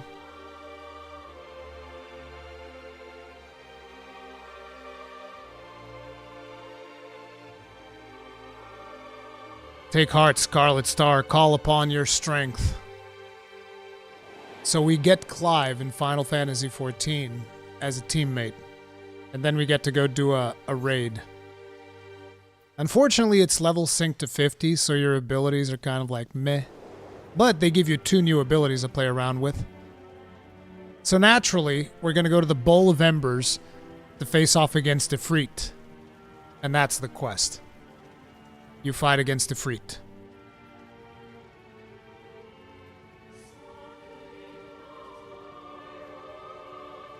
Is it too late to start Final Fantasy XIV for a new player? It's never too late to start Final Fantasy XIV. That's the beauty of it. Just take your time, don't rush the endgame, and take your time. Because there's content all along the way for you to do and enjoy. As a matter of fact, now is probably one of the best times to start playing Final Fantasy XIV, because the player base is about to balloon with the introduction of Dawn Trail, and a lot of players are going to be running through some of the old content. And now some of you guys are saying like, so wait, we just fight old Ifrit? That's kind of dumb. You're right. That's why we don't just fight old Ifrit. Is Final Fantasy fun in single player? Yep. There's a couple of things that you have to do in multiplayer, but those things are fairly easy.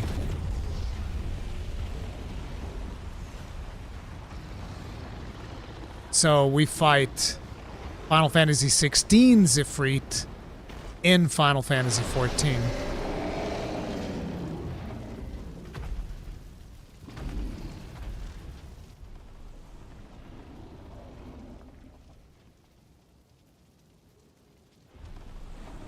That was pretty cool.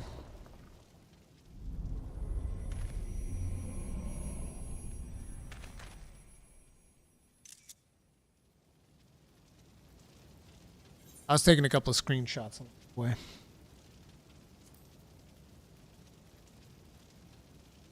Are there cool helmets and outfits in Final Fantasy XIV? There are so many.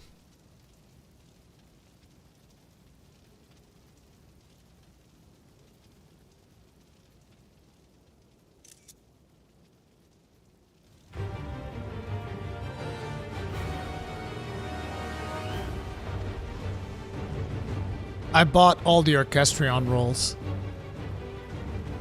Ifrit.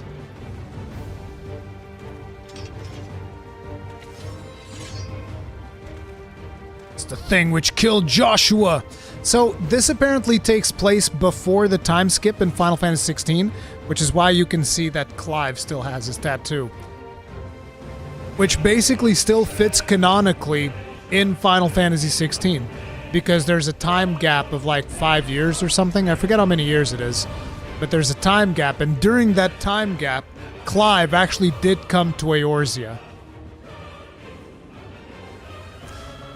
Isn't there a 60-hour free trial for Final Fantasy XIV? Try 200 plus. Actually, more like 300 now, because it includes Stormblood, I think. So, yeah, there's a pretty beefy fucking trial for Final Fantasy XVI. So they added 2 new actions for this fight. There's, actually it's 3 new actions. There's precision dodging, which allows you to dodge telegraphs, orange telegraphs. And then precision dodging changes into precision counter. And then there's like the Rising Phoenix Wing or whatever that you can also do. So there's those 2 things.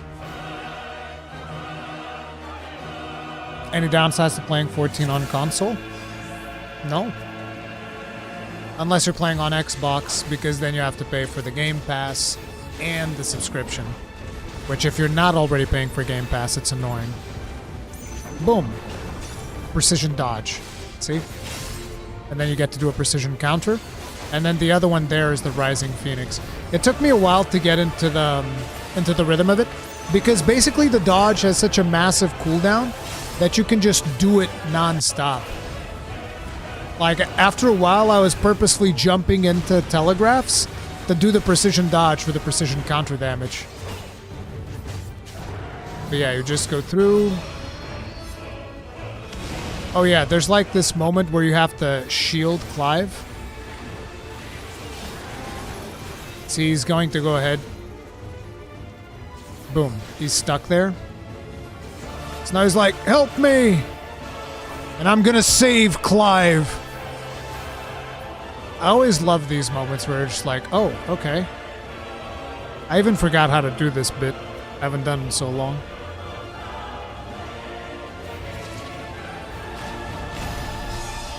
That looks epic as fuck.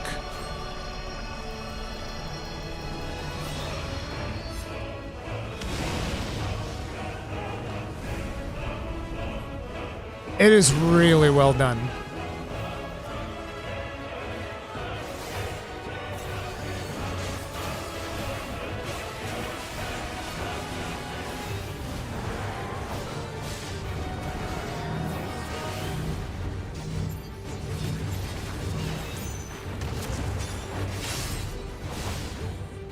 Yeah, this is the fight. Then eventually you beat his ass.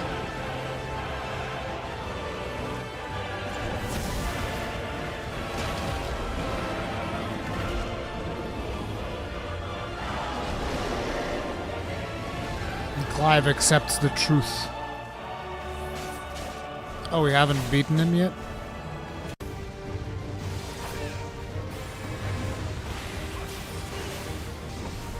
I made a couple of mistakes there.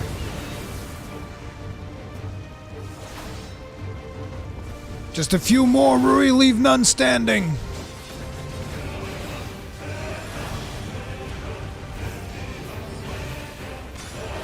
Precision dodge those suckers. Precision dodge again. What a Chad.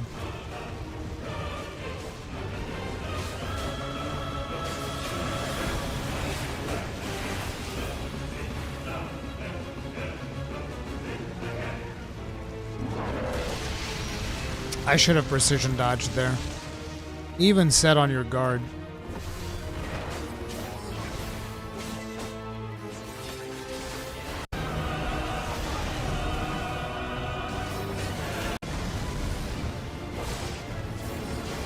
Look at all these goddamn stacking telegraphs. Let's go.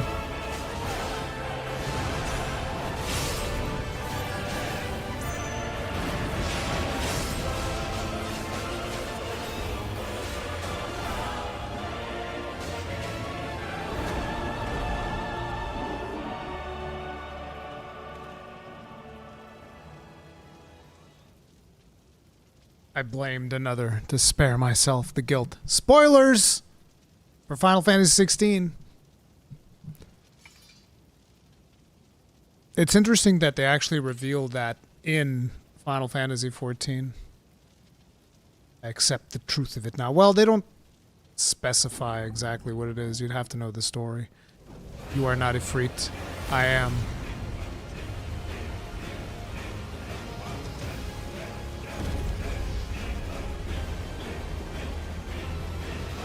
Music goes so hard on 16, dude.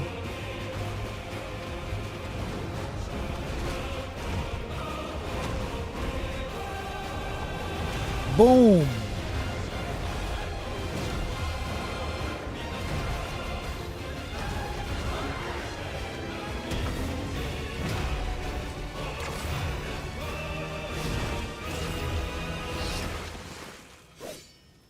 The animations on these cutscenes for this engine are absolutely insane at this point.